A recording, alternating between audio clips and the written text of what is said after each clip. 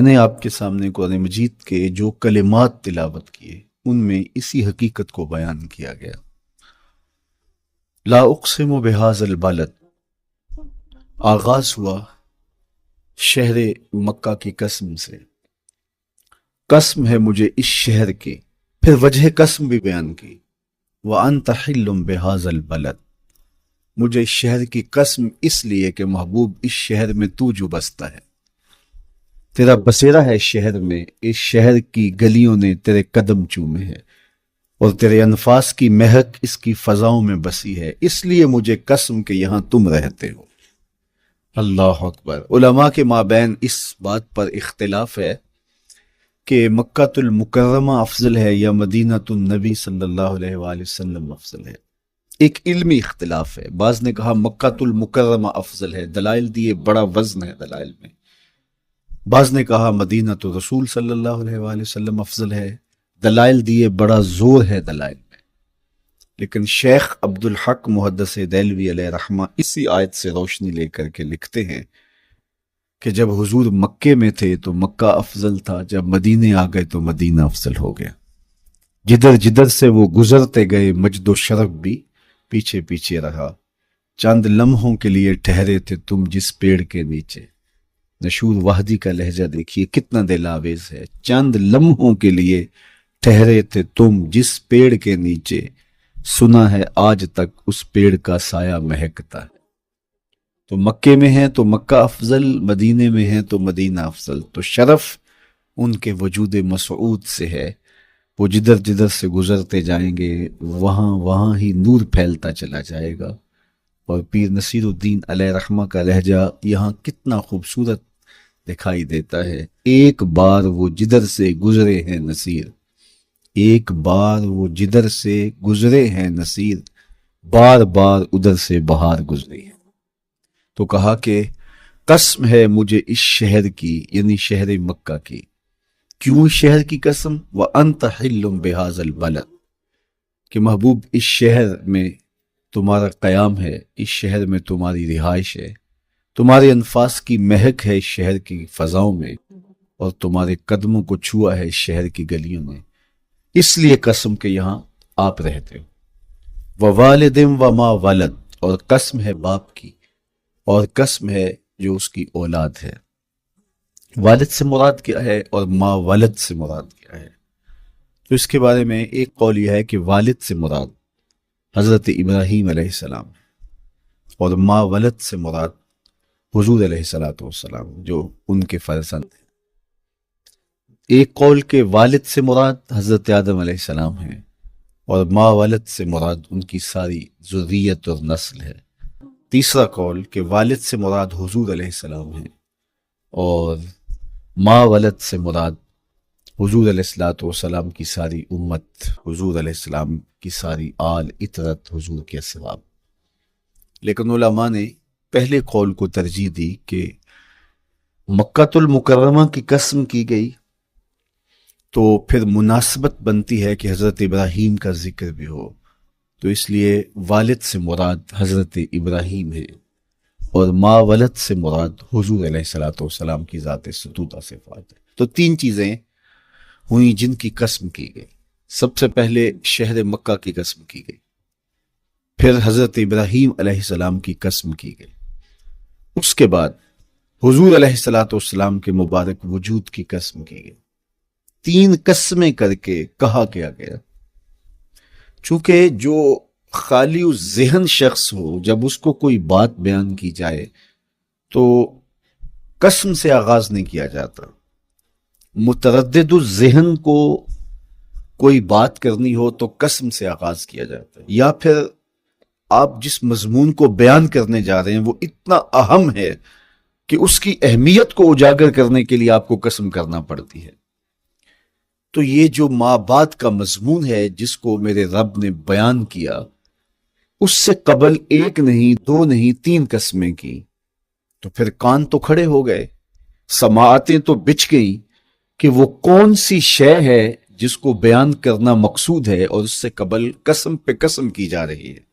قسم محبوب شہر مکہ کی، قسم محبوب تیرے والد بزرگوار حضرت ابراہیم علیہ السلام کی، اور قسم تیرے پاکیزہ وجود کی۔ اب انسان بالکل سماعتیں بچھا کے منتظر ہے کہ قسم کی کس بات کی جا رہی ہے، کس بات پہ قسمیں ہو رہی ہیں۔ تو جواب آیا، قسم محبوب شہر مکہ کی جس میں آپ رہتے ہو، قسم آپ کے والد بزرگوار حضرت ابراہیم علیہ السلام کی، اور قسم آپ کے پاکیزہ وجود کی، لقد خلقنا الانسان فی کبد، ہم نے انسان کو مشقتوں میں رہتا پیدا کیا ہے۔ یعنی انسان کی زندگی کے اندر مشقتیں، مشکلیں، آلام، مصائب، حالات کی تلخیاں، سخت مراحل، یہ اس کی زندگی کا حصہ ہے، اور ہم نے اس کو ڈیزائن اس طرح کیا ہے کہ یہ ان ساری مشکلات سے نہ بردآزما ہوگا اور حالات کی تلخیوں کا مقابلہ کرے گا، اور خیر و شر کے ساتھ ساری زندگی اس کا تعلق رہے گا۔ تو یہ اگر سخت جان ہوا تو زندگی میں کامیاب اور بامراد ہوا، اور اگر یہ کمزور ہوا تو پیچھے رہ جائے گا۔ اور اس کے لیے جو قسمیں کی ہیں وہ تین ہیں۔ قسم کا اور جواب قسم کا تعلق ہوتا ہے، یعنی جس پہ قسم کی جا رہی ہے تو جو قسم کی جا رہی ہے اس کا کوئی آپس میں تعلق ہوگا۔ جب پھولوں کا ذکر کریں گے تو پھر اس کے متعلقات ہی بعد میں بیان کریں گے۔ کسی نے کہا تھا جنگل میں کوئی مے خار مرا ہے، جنگل میں کوئی مے خار مرا ہے، اسے انگور کے پتوں کا کفن دو۔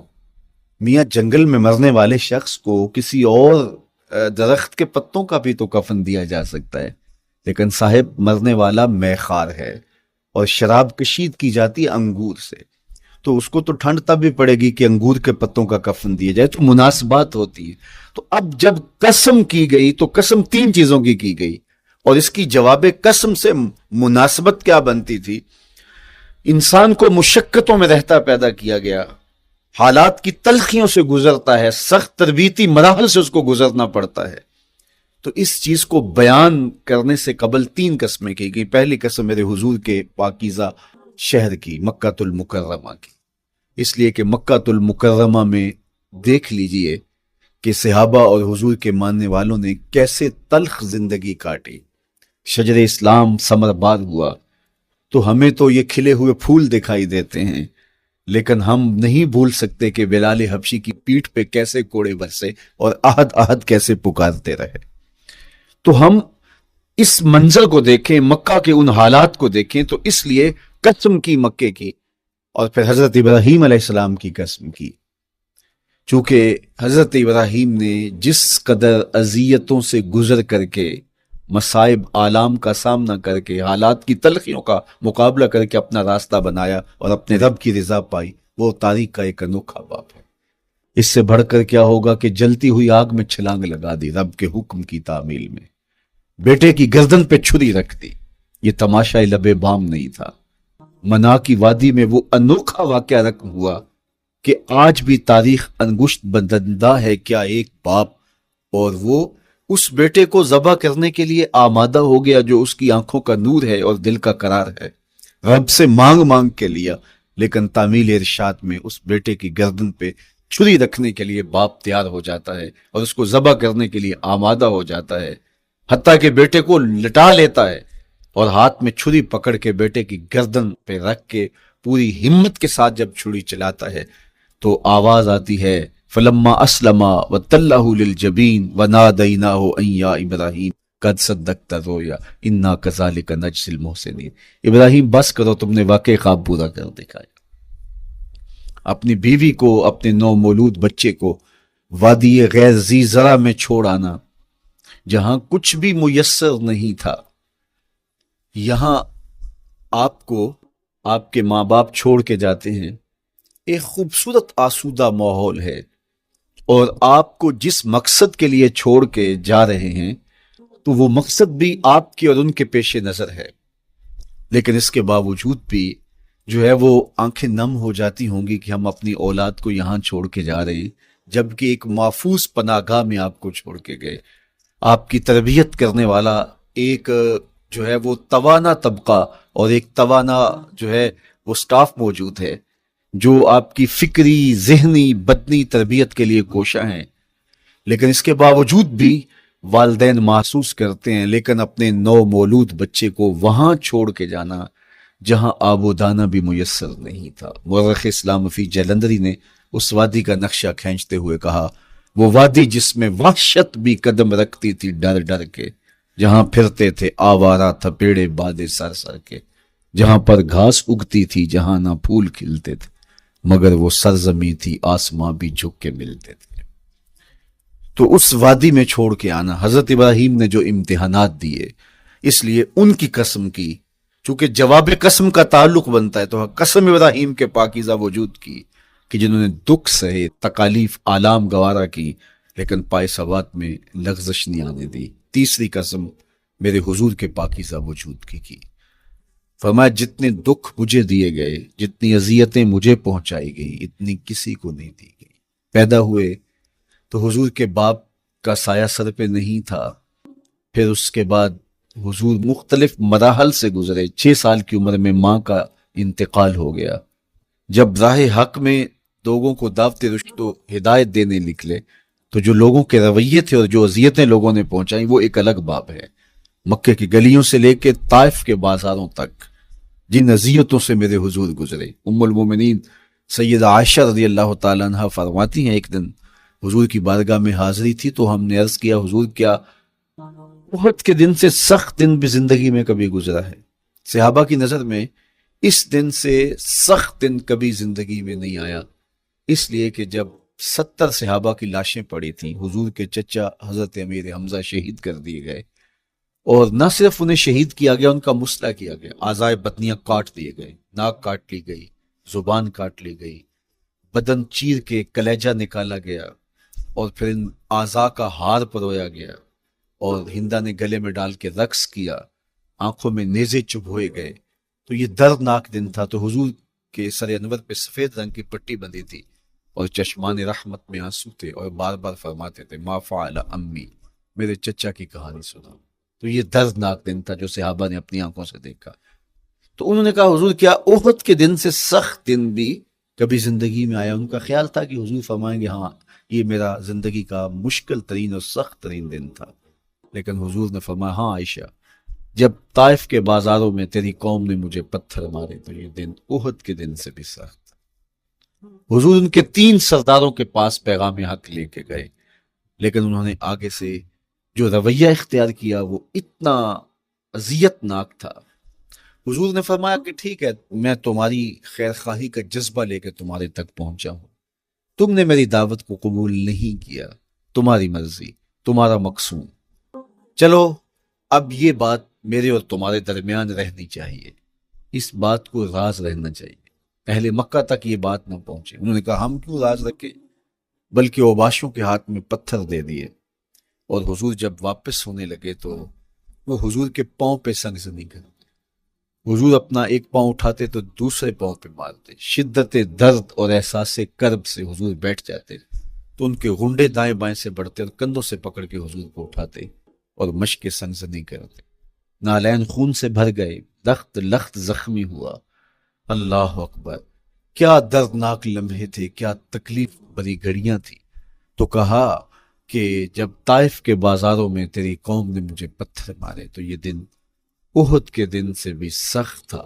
اچھا، جب حضور پر اس طرح آلام و مصائب ٹوٹ پڑے تو حضور کے ساتھ جو صحابہ تھے انہوں نے کہا حضور ان کے لیے بد دعا کر دیجیے، تو میرے حضور بولے میں رحمت بن کے آیا، میں رحمت بن کے آیا۔ اللہ اکبر، ان کا تقاضا پہم بڑا تو حضور کے ہاتھ اٹھ گئے، اور پھر حضور نے جو کہا سنیے، اللہم اہد قومی فإنہم لا یعقلون، اے اللہ میری قوم کو ہدایت دے دے، یہ مجھے جانتے نہیں، اگر جانتے تو ان کا میرے ساتھ یہ رویہ نہ ہوتا۔ تو پتھروں کے جواب میں دعائیں دینا پیغمبروں کا حوصلہ ہوتا ہے۔ اللہ اکبر، مورخ اسلام فی جلندری نے کیا خوبصورت پیرائے میں نقشہ کھینچا کہ حضور ہاتھ اٹھا کے دعا مانگ رہے ہیں، الہی کرم کر کو سارے طائف کے مکینوں پر، الہی پھول برسا ان پتھروں والی زمین۔ تو حضور نے دکھ سہے، تکلیفیں سہی، اب 3 قسمیں کی۔ شہر مکہ کی قسم، جہاں حضور کے صحابہ نے تکلیفیں سہی، اس شہر کی گلیوں میں انہیں گھسیٹا گیا اور ان کو کچی کھالوں میں لپیٹ کے دھونیاں دی گئی، انہیں اذیت ناک مراحل سے گزارا گیا، حضرت ابراہیم مشکل سے مشکل زندگی کاٹی اور رب کی رضا جوئی کے لیے کوشاں رہے، اور میرے حضور نے سخت ترین اذیتوں، مقاومتوں، مخالفتوں اور تکلیفوں کا سامنا کیا۔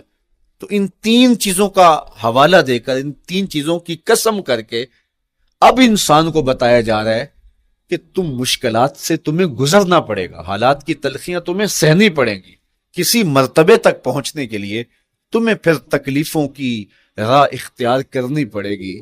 تم کون ہوتے ہو؟ میرا محبوب ہو تو تکلیفیں وہ بھی اٹھائے، دو جہاں کا مالک ہو اور طائف کے بازاروں میں اس کے پاؤں پہ بھی پتھر پڑیں، اور کونین کا سردار ہو اور ان کے اوپر اجری ڈال دی جائے، کائنات کا مالک ہو اور ان کو مکے کی گلیوں کے اندر ان کے گلے میں عقبہ بن ابی معیط کپڑا ڈالے اور تاؤ دے، تو کیا ان مشکلات سے تم بچ سکتے ہو؟ جب تم کسی منزل تک پہنچنا چاہتے ہو تو پھر یہ حوالے ماضی کے دیکھ لو، تین قسمیں کر کے اس حقیقت کو بیان کیا۔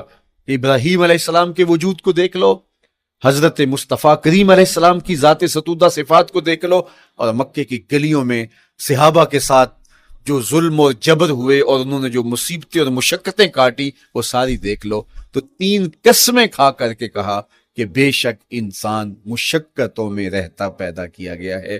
اس لیے قافلہ انسانی کے وہ افراد جو کسی منزل کے متلاشی ہوتے ہیں، جو جستجو کی زندگی بسر کر رہے ہوتے ہیں، ان کو پھر مشکلات سے گزرنا پڑتا ہے اور حالات کی تلخیاں ان کو گوارا کرنا پڑتا ہے، کشاکش حیات سے ان کو ٹکرانا پڑتا ہے، اور ان کو آگے بڑھنے کے لیے ان کو تکلیفوں سے گزر کر کے، جان کو سل مراحل سے گزر کر کے پھر منزل کی طرف عازم سفر ہونا پڑتا ہے۔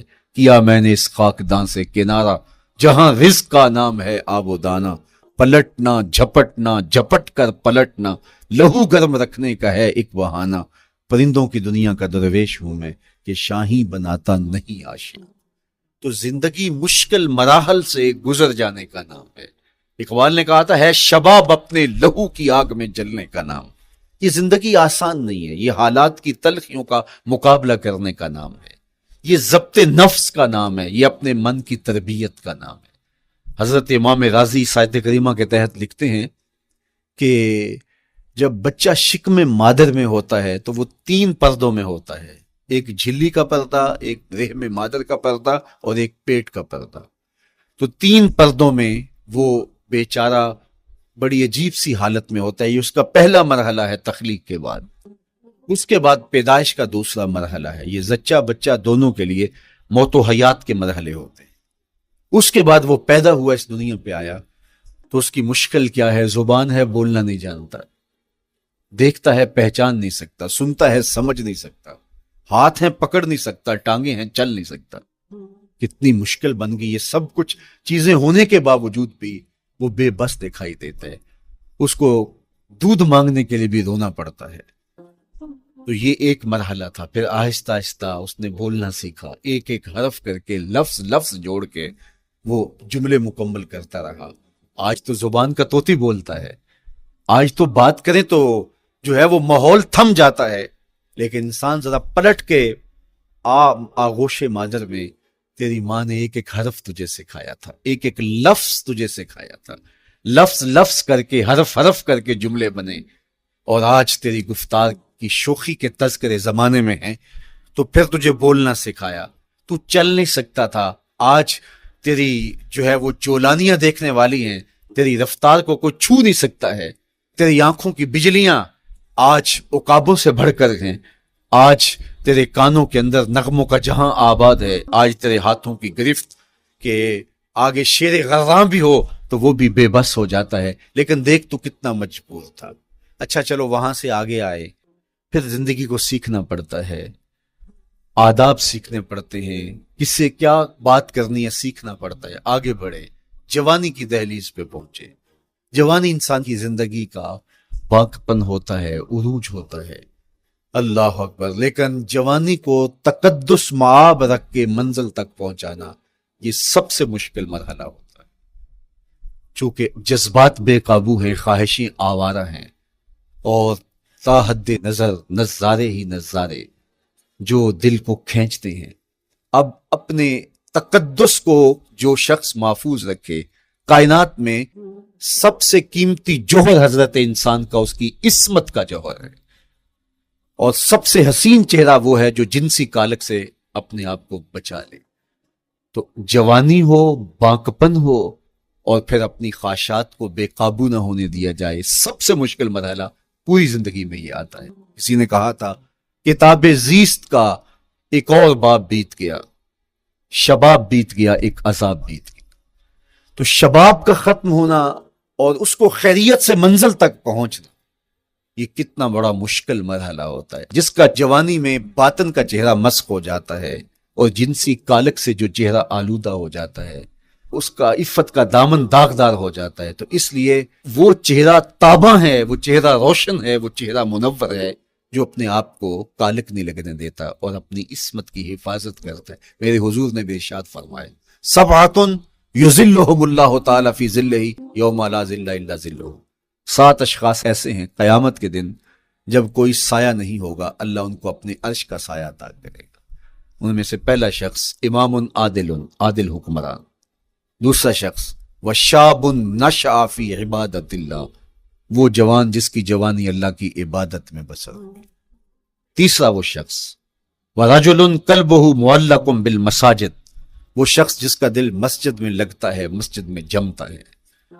اور چوتھا شخص ورجل دعته امرأة ذات منصب وجمال فقال انی اخاف اللہ، وہ شخص جس کو دعوت گناہ ملی اور حسن قدموں میں بچھنے کے لیے بےتاب ہوا، اور اس نے کیا کہا، انی اخاف اللہ، میں اللہ سے ڈرتا ہوں، میرا اللہ مجھے دیکھ رہا ہے۔ میرے حضور نے فرمایا قیامت کے دن جب کوئی سایہ نہیں ہوگا، اللہ اس کے اوپر اپنے عرش کا سایہ تان دے۔ جو اپنی عصمت کے جوہر کو بچا گیا، تو یہ ایک مشکل مرحلہ تھا، اپنی جوانی کے تقدس کی حفاظت کرنا۔ میرے حضور نے ارشاد فرمایا انا حبیب اللہ، میں اللہ کا حبیب ہوں۔ جو جوان جوانی میں توبہ کرتا ہے وہ بھی اللہ کا حبیب ہے۔ کتنا بڑا اعزاز ہے اور کتنا بڑا کمال ہے جو شخص کو ملتا ہے جو جوانی میں اپنی عصمت کے تقدس کی حفاظت کرتا ہے، اپنی آبرو پہ پہرا دیتا ہے، اپنی نظروں کی حفاظت کرتا ہے، اپنی سوچوں کو آوارہ نہیں ہونے دیتا، اپنے خیالوں کو بھٹکنے نہیں دیتا، اپنی خواہشات کو بے قابو نہیں ہونے دیتا۔ تو یہ مشکل ترین لمحہ تھا۔ اس کے بعد امام راضی کہتے ہیں اب شادی کا مرحلہ ہوا، تو پہلے خود اپنی ذمہ داری تھی، اب کسی کا بوجھ بھی اٹھانا پڑا، یہ اگلی مشکلات بڑھی۔ پھر بچے ہوئے تو پھر اپنی زندگی تو ختم ہو گئی، پھر ساری زندگی، پھر بڑھاپے میں چلے جائیں، ارذل العمر تک چلے جائیں، یہ ساری زندگی مشکلات۔ لقد خلقنا الانسان فی کبد۔ تو ہمیں عملی طور پہ مشکلات کے مقابلے کے لیے تیار ہونا چاہیے۔ دیکھیے ہم جب شکار کرنے جاتے ہیں اور وہ خطرناک جنگل ہو جس میں شیر، بھیڑی اور دیگر جانور بھی ہوں، تو پھر ہم حفظ ما تقدم کے طور پہ سب کچھ ساتھ لے کے جاتے ہیں، اور اس انداز سے جاتے ہیں کہ ہمارے اوپر اگر کوئی حملہ ہو تو بچاؤ کی یہ تدبیر ہو۔ تو ہم عملی طور پہ اس کے لیے خود تیار ہوتے ہیں، تو پھر کوئی ہونے والا حملہ غیر متوقع نہیں ہوتا، اور ہم اس کے لیے اپنے آپ کو مستعد اور فعال پاتے ہیں۔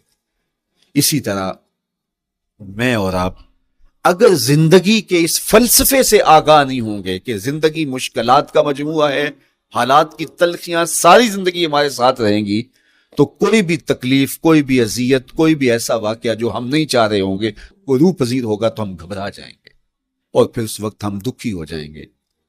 اس لیے ہمیں یہ قرآن نے سکھایا ہے کہ تم عملی طور پہ زندگی کی سختیوں کا مقابلہ کرنے کے لیے آمادہ اور تیار ہو جائے۔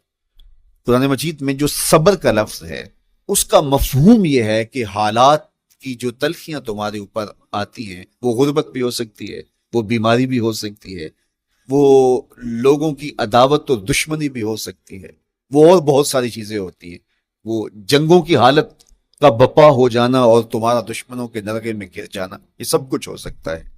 تو اس کے اوپر استقامت کے ساتھ تم کھڑے رہو اور تم ان کو برداشت کرنے کی اپنے اندر ہمت اور حوصلہ رکھو، تو پھر وہ تمہارا صبر ہوگا، اور یہ قوت اگر تمہارے اندر پیدا ہو جاتی ہے تو پھر تمہاری زندگی آسان اور شوقی ہو جاتی ہے۔ لیکن اگر یہ دولت تمہیں نصیب نہیں ہوتی تو پھر ساری زندگی دکھوں اور شکموں سے بھری رہتی ہے۔ اس لیے ہمیں یہ چیز سیکھ لینی چاہیے کہ زندگی نام ہی مشکلات سے نہ برد آزما رہنے کا ہے۔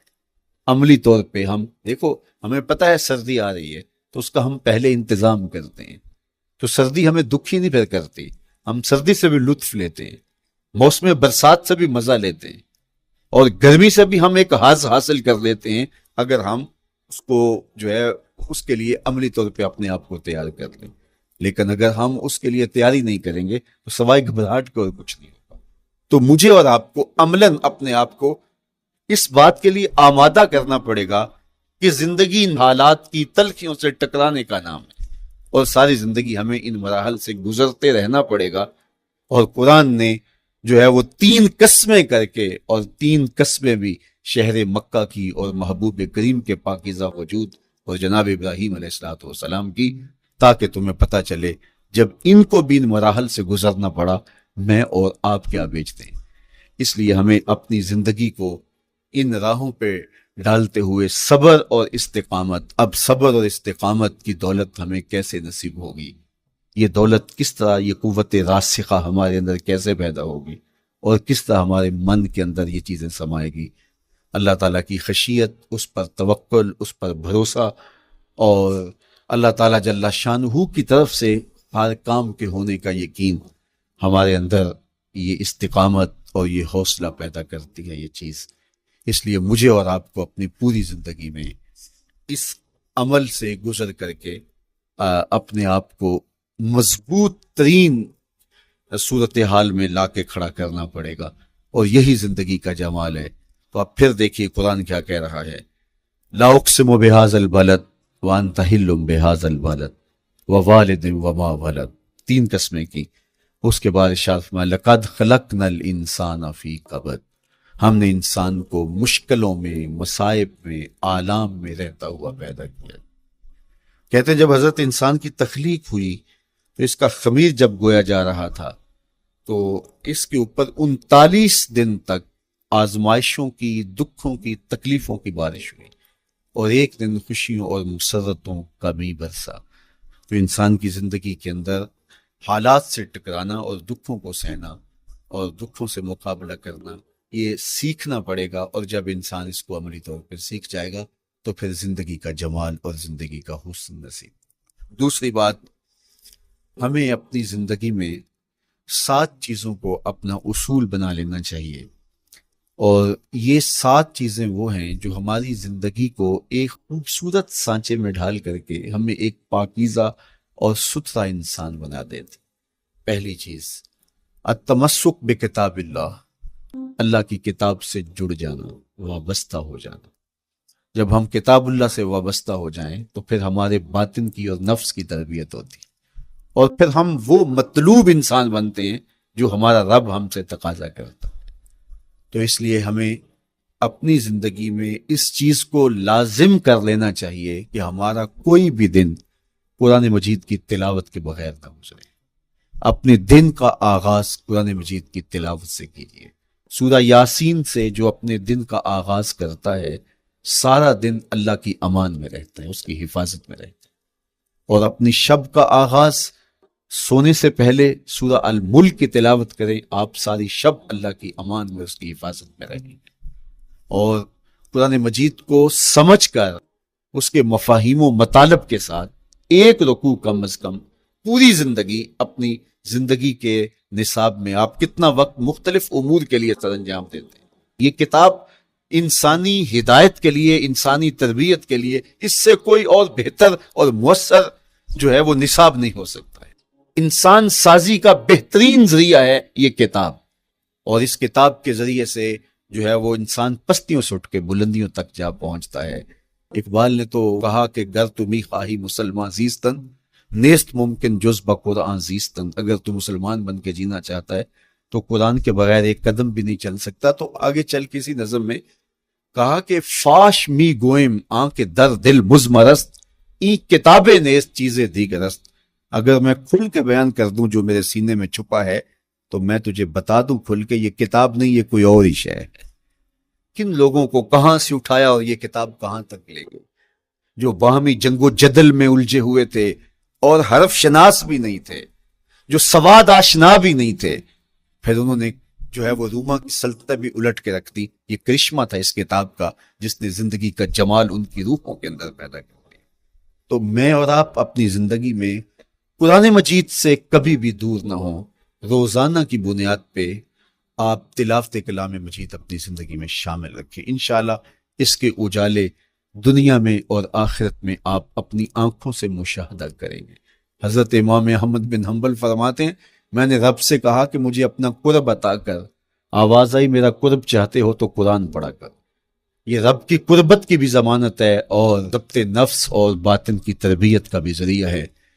اچھا، دوسری بات، والاقتداء بسنت رسول اللہ صلی اللہ علیہ وآلہ وسلم۔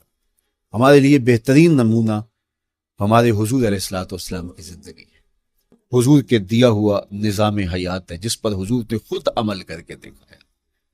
میرا عشق رسول، میری محبت رسول اس بات کا تقاضا کرتی ہے کہ میں ان کے طریقہ حیات کے مطابق اپنی زندگی گزاروں۔ اسلام دعوے کی بات نہیں کرتا، دلیل ہم سے مانگتا ہے۔ آج میں کہتا ہوں میں عاشق رسول ہوں، اور اتنا بڑا عاشق رسول ہوں کہ میرے جیسا زمانے میں دوسرا کوئی نہیں۔ میرے جذبات ایسے دکھائی دیتے ہیں آسمان کو چیر دوں گا اور زمین کو پھاڑ دوں گا، لیکن ہمسایوں کے ساتھ میرا سلوک بتاتا ہے کہ میں عاشق رسول نہیں ہوں۔ دوستوں کے ساتھ میرا رویہ بتاتا ہے کہ میں عاشق رسول نہیں ہوں۔ میں کسی سے وعدہ کرتا ہوں اور پھر اس پہ پورا نہیں اتر پاتا، تو صاحب پھر آپ عاشق رسول نہیں ہیں، آپ کچھ اور ہیں۔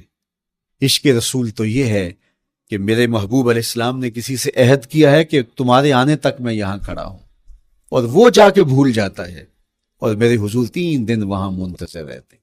وہ اچانک گزرا اور دیکھا تو حضور علیہ السلام کھڑے ہیں، تو خود پریشان ہوا، صرف اتنی بات اسے کہی، صاحب تو نے مجھے مشکل میں ڈال دی، تو نے مجھے مشقت میں ڈال دیا۔ عہد کیا ہے تو پھر اس کی پاسداری نبھا کے دکھائی۔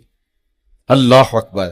میں اگر حضور سے محبت کرنے والا ہوں تو میرا رویہ بتائے کہ میں عاشق رسول ہوں۔ میری زبان پہ جھوٹ نہیں بول سکتی۔ آپ سے پوچھا گیا کہ مومن بزدلی کر سکتا ہے؟ کہا نہیں، بہادر ہوتا ہے، لیکن ہو سکتا ہے کبھی اس سے بزدلی سرزد بھی ہو جائے۔ پھر پوچھا گیا کہ مومن بخیل ہو سکتا ہے؟ کہا نہیں، سخی ہوتا ہے، لیکن ہو سکتا ہے کبھی اس سے بخل بھی سرزد ہو جائے۔ پھر تیسرا سوال حضور سے کیا گیا، مومن جھوٹا ہو سکتا ہے؟ فرمایا جھوٹا نہیں ہو سکتا، یہ پکی بات ہے کہ مومن جھوٹ نہیں بول سکتا۔ میں اور آپ اپنے رویوں میں دیکھیں کہ ہم کھڑے کہاں ہیں۔ آج ہم ان جگہوں پہ بھی جھوٹ بولتے ہیں جہاں جھوٹ بولنا ہماری مجبوری بھی نہیں ہوتی، کیونکہ یہ ہماری فطرت ثانیہ اور عادت بن چکا ہے، اور ہم اس کو برا ہی نہیں سمجھتے۔ جبکہ جھوٹ جب کوئی شخص بولتا ہے، حدیث پاک میں آتا ہے اس کے منہ سے بدبو نکلتی ہے، رحمت کے فرشتے 1 میل دور ہٹ جاتے ہیں۔ اور سویر سے شام تک جب ہمارے معمولات یہ ہوں تو پھر ہم کہاں کھڑے ہیں اور رحمت کے فرشتے کہاں کھڑے ہیں؟ تو حضور علیہ الصلوۃ والسلام کی سنت کا اتباع حضور کی محبت کی دلیل ہوگی۔ امام قرطبی نے لکھا ہے اللہ کی محبت کا کوئی دعویٰ کرے تو کیا دلیل ہوگی کہ یہ واقعی محب الہی ہے؟ تو کہا اللہ سے محبت کا دعویٰ کرنے والے کے لیے دلیل یہ ہے کہ وہ قرآن سے پیار کرے۔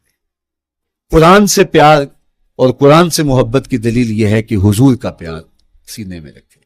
حضور سے محبت کی دلیل یہ ہے کہ سنت رسول سے پیار کرنے والا، اور سنت رسول سے پیار کرنے کی دلیل یہ ہے کہ بدعات سے اجتناب کرنے والا۔ ہر وہ طریقہ جو میرے حضور نے نہیں دیا اس کو اختیار نہ کرے، اس طریقے کو اختیار کرے جو حضور علیہ الصلوۃ والسلام کا عطا کرے۔ تیسری بات، عقل الحلال۔ یہ وہ بنیادی اصول ہے جو ہماری زندگیوں میں اتر جانے چاہیے، اور ہم ایک صالح اور خوبصورت انسان بن کے اس معاشرے کا حصہ بن سکتے ہیں۔ عقل حلال زندگی میں شامل ہو تو زندگی کو جمال نصیب ہوتا ہے، اور باطن اور ظاہر کو طمانینت نصیب ہوتی ہے۔ اگر رزق پاک نہیں ہے تو آپ کعبے بھی جائیں تو وہاں بھی آپ محروم پلٹیں گے۔ میرے حضور علیہ الصلوۃ والسلام نے فرمایا ایک بندہ لمبا سفر کر کے گیا، اشعث اغبر کے لفظ سے، کہ اس کے بال بکھرے ہوئے ہیں، سفر کی گرد پڑی ہوئی ہے، اور لباس بھی پھٹا ہوا ہے، شکستہ حالت، پراگندہ صورت، اور کھڑا ہے کعبۃ اللہ کے سامنے، یمد یدیہ، دونوں ہاتھ لمبے کر کر کے دعا مانگ رہا ہے، اور کیا کہتا ہے؟ اے اللہ، وَمَطْعَمُهُ حَرَامٌ وَمَشْرَبُهُ حَرَامٌ وَمَلْبَسُهُ حَرَامٌ وَغُذِّيَ بِالْحَرَامِ۔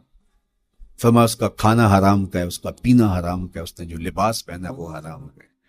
میرے حضور فرماتے ہیں بتاؤ اس کی دعا کیسے قبول ہوگی؟ اب لمبا سفر کاٹ کے حرم کعبہ میں پہنچے، غلاف کو پکڑ پکڑ کے دعائیں کر رہا ہے، لمبے لمبے ہاتھ کر کے دعائیں مانگ رہا ہے، ملتزم سے لپٹا ہوا ہے، حتیم میں سجدہ ریز ہو کے رو رو کے دعائیں مانگ رہا ہے، لیکن دعا قبول نہیں ہوتی۔ کیوں؟ اس لیے کہ اس کے پیٹ میں لقمہ حرام کا ہے، اس کے بدن پہ لباس حرام کا ہے۔ تو اسلام نے جتنا زور حلال کمانے، حلال کھانے اور حلال اختیار کرنے پر دیا ہے، تو ایک مومن اگر اسلام کے مبادیات سے بھی آگاہ ہو تو اس کی تو زندگی کے اندر جو ہے وہ حرام گھس ہی نہیں سکتا ہے، بلکہ وہ مشکوک سے بھی اجتناب کرے۔ چوتھی چیز، کف الاذی، اپنے آپ کو ایسا بناؤ کہ تمہارے وجود سے کسی کو ضرر اور تکلیف نہ پہنچے۔ ہمارا اسلام تو ہمیں یہ بتاتا ہے کہ تم پیاز یا لہسن کھا کے مسجد میں نہ جاؤ کہ تمہارے منہ سے جو سمیل آتی ہے اس سے کسی کو تکلیف نہ پہنچے۔ تو یہ اسلام کی دی ہوئی تعلیمات ہیں کہ مسجد میں بھی جانا ہے تو اپنے آپ کو دیکھو کہ تمہاری حالت کیا ہے، تمہاری وجہ سے کسی کو تکلیف نہ پہنچے، تمہارے رویے اتنے خوبصورت ہوں، تمہارے ہمسائے بتائیں کہ یہ واقعی مسلمان ہے۔ مسلمان کی تعریف کی گئی، المسلم من سلم المسلمون من لسانہ و یدہ۔ مسلمان کون ہے؟ جس کے ہاتھ سے، جس کی زبان سے دوسرا مسلمان بھائی محفوظ ہے، تو وہ مسلمان ہے۔ اللہ اکبر۔ ہم یہ جو کہتے ہیں السلام علیکم، اس کو کہتے ہیں تحیت المسلم، مسلمان کا تحیت۔ تو اس میں اس کے معنی پہ غور کریں تو ہم اس کو ضمانت دے رہے ہوتے ہیں، السلام علیکم، تیرے اوپر سلامتی ہو۔ تو ہم اپنی جانب سے اسے ضمانت دیتے ہیں، میرے بھائی میری طرف سے تیری عزت، تیری جان، تیری آبرو سلامت ہے، اب میری جانب سے تو پریشان نہیں ہونا، میں تجھے سلامتی کی ضمانت دیتا ہوں۔ اور وہ آگے سے کیا کہتا ہے؟ وعلیکم السلام، میرے بھائی پھر میری جانب سے بھی تیرا سب کچھ محفوظ ہے۔ اگر سلام کا مفہوم اچھی طرح ہماری روحوں میں اتر جائے تو پھر ایسا ہو نہیں سکتا کہ ہم جس کو السلام علیکم کہہ دیں پھر اس سے ہم دھوکہ کریں یا اس کی آبرو پہ حملہ آور ہوں یا اس کے مال پہ حملہ آور ہوں جب السلام علیکم کہہ دیں۔ چونکہ جو ہمیں لفظ بولنے کے لیے کہا گئے اس کے پیچھے فلسفہ ہے لفظ۔ یہ پھول ہیں، ان کو دیکھ کر سبحان اللہ کہنے کا کہا گیا ہے، پہاڑوں کو دیکھ کے اللہ اکبر کہنے کا کہا گیا ہے۔ پہاڑوں کو دیکھ کے سبحان اللہ کہہ دیں اور پھولوں کو دیکھ کے اللہ اکبر کہہ دیں، ایسا کیوں نہیں کہہ دیتے؟ لیکن نہیں، اس لیے کہ جب پہاڑوں کو دیکھتے ہیں تو دل میں ان کی ہیبت پیدا ہوتی ہے۔ اتنے بڑے پہاڑ، سمندر کو دیکھتے ہیں تو اس کی ہیبت پیدا ہوتی ہے، اتنا بڑا سمندر تا حد نظر پھیلا ہوا، تو جب اس کی بڑائی پیدا ہونے لگتی ہے تو فوراً پلٹایا گیا اللہ کی بڑائی کی طرف اور کہا بول اللہ اکبر، یہ نہیں میرا اللہ بڑا ہے۔ اور پھول کو جب دیکھا تو اس کی لطافت کی طرف الجھنے لگے، کتنا خوبصورت ہے، درزوں میں کیسے خوشبو بسی ہوئی ہے، کیسے رنگ ہیں، کیسے جمال ہیں۔ اللہ اکبر۔ وہ کیا کسی نے کہا تھا نا کہ درزوں کی لطافت میں خوشبو نے اماں پائی، گل چیرنے والے نے کس شان سے چیرا ہے۔ تو کیا کمال ہے یار، کیا پتیاں ہیں، کیا رنگ ہے، کیا خوبصورتی ہے، کیا لطافت ہے۔ الجھنے لگے، کہا بول سبحان اللہ، یہ کیا ہے، جس نے رنگ بھرے ہیں وہ پاک ہے۔ تو تیرا دل الجھ نہ جائے تو جو ہم بولتے ہیں لفظ جہاں بھی بولتے ہیں اس کے پیچھے ایک فلسفہ ہوتا ہے۔ السلام علیکم یہ تحیت المسلم ہے۔ جب ہم کسی کو کہتے ہیں السلام علیکم تو اس کو ہم نے ضمانت دے دی، بس بات ختم، اب جو ہے وہ میری جانب سے تو محفوظ ہے۔ لیکن ہم سلام بھی لے رہے ہوں گے اور ہاتھ بھی کاٹ رہے ہوں گے اور اس کی جیب بھی کاٹ رہے ہوں گے، پھر سلام نہیں لیا، ہم نے منافقت کی۔ تو کف الاذی چوتھی چیز۔ اور پانچویں چیز اجتناب المعاصی، گناہوں سے اپنے آپ کو بچا کے رکھنا۔ نیکی کرنا بہت اہم ہے لیکن نیکی کرنے سے زیادہ ہم اپنے آپ کو گناہوں سے بچانا، چونکہ شر کی قوتیں ہمارے ساتھ جڑی ہوئی ہیں، اس لیے اپنے آپ کی حفاظت جب ہم کریں گے تو ہم ایک اچھی صورت میں آگے بڑھیں گے۔ اور چھٹی چیز وہ ہے التوبہ۔ توبہ تسلسل کے ساتھ کرتے رہیے۔ یہ تصور کہ بڑھاپے میں توبہ کریں گے، یہ تصور کہاں سے آیا؟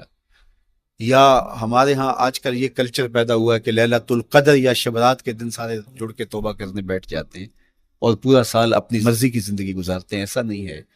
میرے حضور کے دامن پہ ایک بھی گناہ کا دھبا نہیں تھا۔